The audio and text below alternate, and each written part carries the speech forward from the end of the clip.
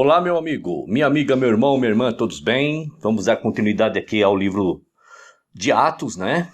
Lembrando que até agora não vimos nenhuma orientação dos discípulos para que fosse construído o templo e ficado enfiado dentro dele, fazendo todos aqueles rituais que você já sabe que existe. É assim, ó, nós estamos já no capítulo 21, vamos entrar. O que nós vimos até agora? De uma maneira bem geral, o que nós vimos? Orientações de que o Criador não habita em templos feitos por mãos de homens e nem requer nada de nossas mãos, correto? Nós vimos também os apóstolos indo em cidade, nas respectivas sinagogas, alguns como de costume no dia de sábado, porque sábado era o dia de descanso dos judeus, então era ali que eles se reuniam. Então Paulo, com a precaução de que pudesse atingir mais pessoas ao mesmo tempo, ia ao sábado. Nada mais que isso, irmãos. Nada mais que isso. E pregando o quê? Pregando o Cristo ressuscitado, certo? E a libertação das pessoas cativas do sistema religioso. Tá certo? Vamos lá, vamos dar continuidade então aqui. Atos capítulo 21, verso 1. Depois de nos separarmos deles, embarcamos e navegamos diretamente para Cós. No dia seguinte fomos para Rhodes, e dali até Pátara. Encontrando um navio que ia fazer a travessia para a Fenícia, embarcamos nele e partimos. Depois de avistarmos Chifre e seguirmos rumo sul, navegamos para a Síria. Desembarcamos em Tiro, onde nosso navio deveria deixar a carga. Encontrando os discípulos dali, ficamos com eles 7 dias. Eles, pelo Espírito, recomendavam a Paulo que não fosse a Jerusalém. Poderia estar escrito aqui, ó. Na igreja dali, encontramos as pessoas. Mas não, está direto assim, ó. Encontrando os discípulos dali, ou seja, encontrando as pessoas, a igreja, a comunidade, a congregação, a assembleia. Tá certo? Verso 5. Mas, quando terminou o nosso tempo ali, partimos e continuamos nossa viagem. Todos os discípulos, com suas mulheres e filhos, nos acompanharam até fora da cidade e ali na praia nos ajoelhamos e oramos. Aonde? Na igreja? No templo? Aonde foi isso? Na sinagoga? Seja algum local de alvenaria específico para isso? Não. Aonde eles se ajoelharam? Na praia, não é isso? Ó? Na praia. Por que na praia? Eles eram perseguidos, meus queridos. Não se esqueça, eles eram perseguidos. Se eles fundassem alguma... Primeiro que não era para fazer isso mesmo. Mas vamos, por hipótese, Paulo manda construir um lugar e eles ficam lá dentro. Iam morrer tudo de uma vez só também. Tá certo? Depois de nos despedirmos, embarcamos e eles voltaram para casa. Prosseguimos a nossa viagem partindo dali e apartamos em Ptolomaida, onde saudamos os irmãos e passamos um dia com eles. Partindo no dia seguinte, chegamos a Cesareia e ficamos na casa de Filipe, o evangelista, um dos 7. Ele tinha 4 filhas virgens que falavam, que profetizavam. Olha, a lei e os profetas duraram até João, tá? Então, que falavam, que profetizavam, proferir palavras, falavam do Cristo, tá certo? Depois de passarmos ali vários dias, desceu da Judéia um profeta chamado Ágabo. Vindo ao nosso encontro, tomou o cinto de Paulo e, amarrando as suas próprias mãos e pés, disse: assim diz o Espírito, desta maneira os judeus amarrarão o dono desse cinto em Jerusalém e o entregarão aos gentios. Então veja que o Ágabo está dizendo que Paulo, depois que se converteu à doutrina do Cristo, deixando a doutrina mosaica, ele iria ser perseguido. Detalhe, né? Não precisaria ser muito profeta para falar uma coisa dessa, dizendo: olha, se você voltar em Jerusalém com essa ideia agora, vão te pegar. Mas como, né? Até hoje, não só naquela época, era cheio de... as coisas eram demonstradas de uma maneira poética, de uma maneira dramática. Então isso cabe aqui, tá certo? Então, quando ouvimos isso, nós e o povo dali rogamos a Paulo que não subissem para Jerusalém. Então, ouvimos isso e a igreja que ali estava, poderia estar assim, a assembleia, a congregação. Então, o povo, rogamos a Paulo que não subisse para Jerusalém. Então, Paulo respondeu: por que vocês estão chorando e partindo o meu coração? Estou pronto, não apenas para ser amarrado, mas também para morrer em Jerusalém pelo nome do Senhor Jesus. Como não pudemos dissuadi-lo, desistimos e dissemos: seja feita a vontade do Senhor. Depois disso, preparamos-nos e subimos para Jerusalém. Alguns dos discípulos de Cesareia nos acompanharam e nos levaram à casa de Menazon, onde devíamos ficar. Ele era natural de Chipre e um dos primeiros discípulos. Quando chegamos em Jerusalém, os irmãos nos receberam com alegria. No dia seguinte, Paulo foi conosco encontrar-se com Tiago e todos os presbíteros estavam presentes. Todos quem? Todos aqueles homens de boa experiência, né? De idade já avançada, consciente da doutrina do Cristo e dos seus riscos, sem aquela dada a aventura, né? Então, todos os homens com essas características estavam presentes. Paulo os saudou e relatou vamos falar de novo.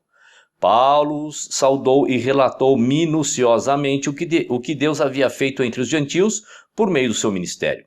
Ouvindo isso, eles louvaram a Deus e disseram a Paulo: veja, irmão, quantos milhares de judeus creram e todos eles são zelosos da lei. Agora está dizendo o seguinte, ó. Tem pessoas lá em Jerusalém que creram na doutrina do Cristo, mas também continuavam debaixo da lei mosaica. Não se encaixa, tá certo? Eles foram informados de que você ensina a todos os judeus que vivem entre os gentios a se afastarem de Moisés, dizendo-lhe que não circuncidem seus filhos nem vivam de acordo com os nossos costumes. Então Paulo ensinava realmente para sair fora desses rituais religiosos mosaicos, certo? Que faremos? Certamente eles saberão que você chegou. Portanto, faça o que lhe dizemos. Estão conosco 4 homens que fizeram um voto. Olha, vamos lá. Vamos deixar claro aqui. Então, Paulo foi advertido que se ele entrasse em Jerusalém, da maneira que ele veio lá dos lugares, pregando o Cristo e dizendo que a lei mosaica para nada servia, que Deus não habitava em templos feitos por mãos de homens, que Deus não necessitava nada das mãos dos homens, das ofertas lá dos cordeirinhos e tudo mais, algo ruim ia acontecer com ele. Então agora ele é orientado a fazer o seguinte. Então tem 4 homens com eles lá, logo que Paulo chegou em Jerusalém, que iriam fazer um voto. A orientação é: participe com esses homens dos rituais de purificação e pague as despesas deles para que rapem a cabeça. Então todos saberão que não é verdade o que falam de você, mas que você continua vivendo em obediência à lei. Então é dito a Paulo, para Paulo que se disfarçar ainda debaixo da lei mosaica para que não façam mal para ele. Tá certo? Tem um ritual esse ritual de purificação é o seguinte, ó.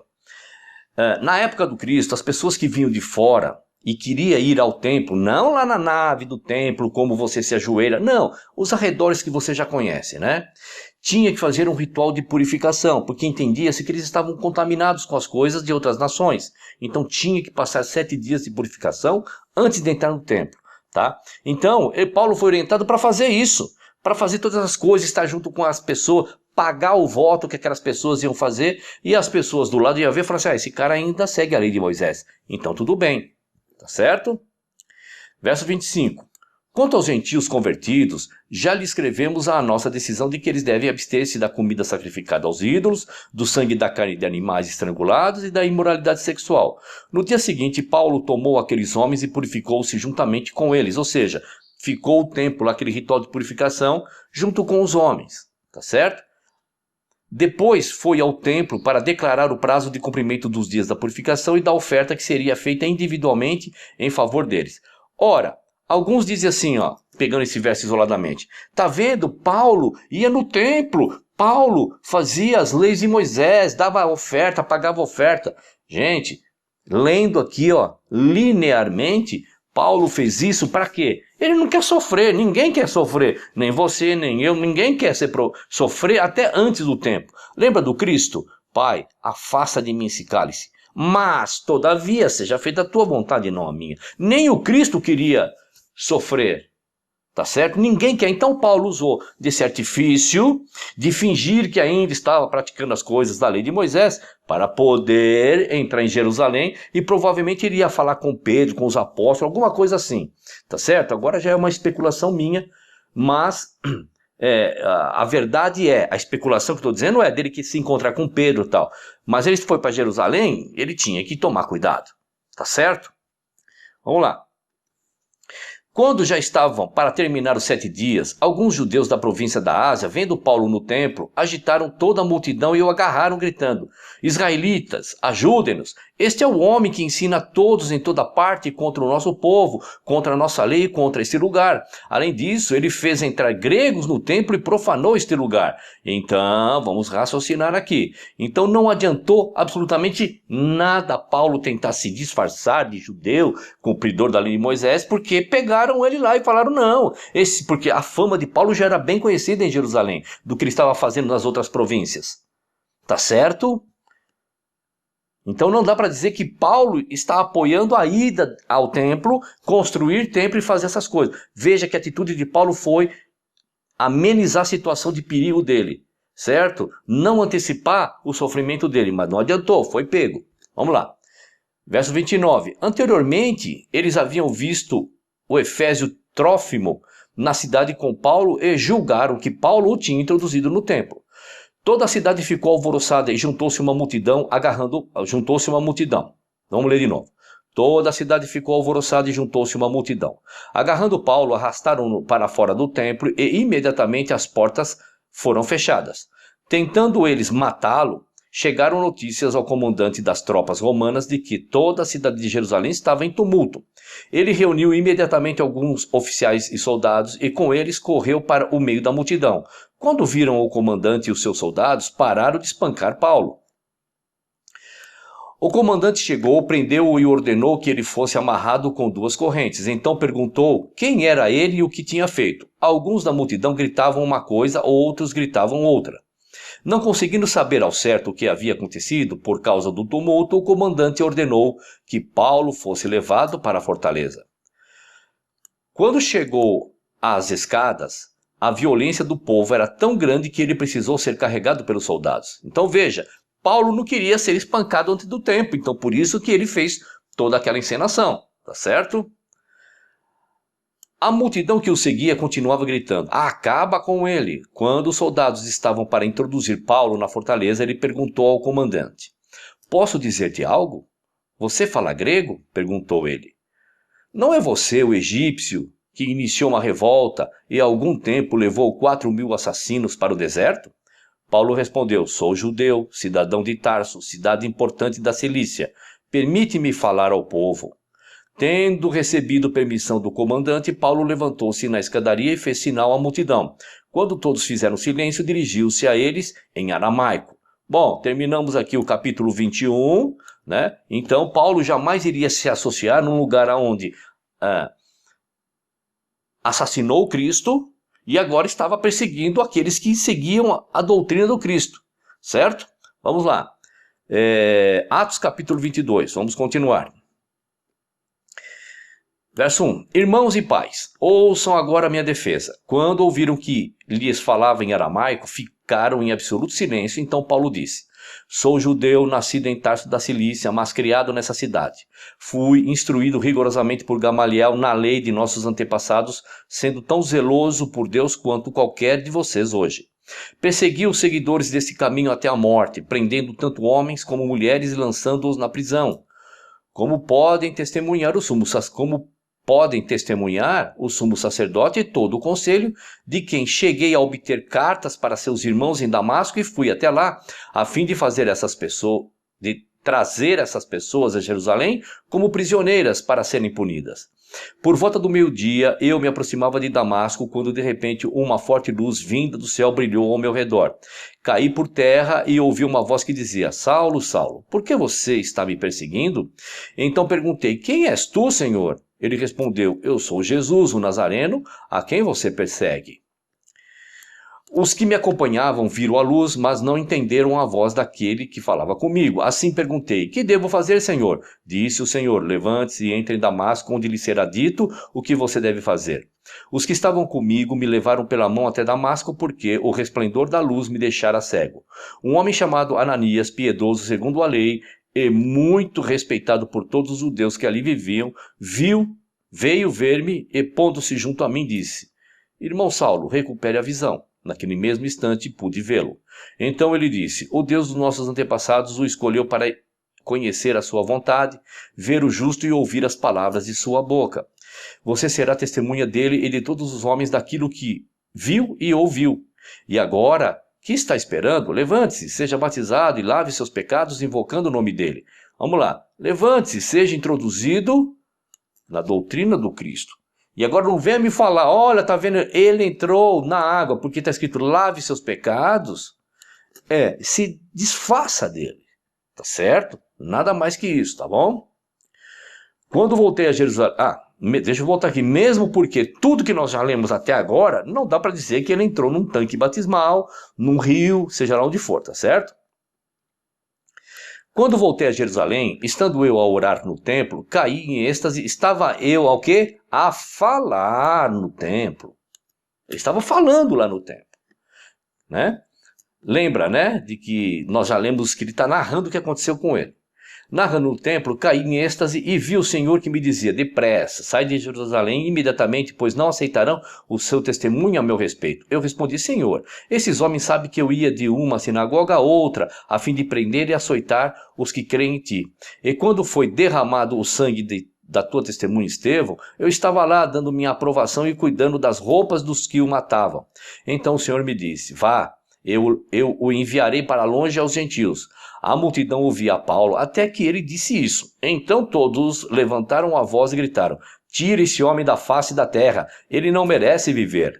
Estando eles gritando, tirando suas capas e lançando poeira para o ar, o comandante ordenou que Paulo fosse levado à fortaleza e fosse açoitado e interrogado para saber por que o povo gritava daquela forma contra ele. Enquanto o amarravam a fim de açoitá-lo, Paulo disse ao centurião que ali estava: vocês têm o direito de açoitar um cidadão romano sem que ele tenha sido condenado? Ao ouvir isso, o centurião foi prevenir o comandante: que vais fazer? Este homem é cidadão romano. O comandante dirigiu-se a Paulo e perguntou: diga-me, você é cidadão romano? Ele respondeu: sim, sou. Então o comandante disse: eu precisei pagar um elevado preço por minha cidadania. Ao que o centurião lá, né, o responsável disse: olha, eu também posso dizer que sou romano porque eu posso pagar essa cidadania. Tanto é que eu paguei muito caro para isso. Aí Paulo responde: eu a tenho por direito de nascimento. Os que iam interrogá-lo retiraram-se imediatamente. O próprio comandante ficou alarmado ao saber que havia prendido um cidadão romano. No dia seguinte, visto que o comandante queria descobrir exatamente por que Paulo estava sendo acusado pelos judeus, libertou-o e ordenou que se reunissem os chefes dos sacerdotes. Que reunissem os líderes religiosos. Olha eles aí na cena, gente. E todo o sinédrio. Então, trazendo Paulo, apresentou a eles.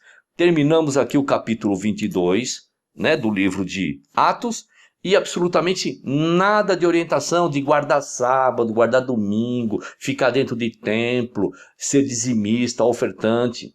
A ordem é: sai dela, povo meu, sai, né, das suas atividades, para você não incorrer aos erros dela. Tá certo? Deixa um like aí, se inscreva, acione o sino e compartilhe o vídeo, tá bom? Um abraço e até o próximo capítulo.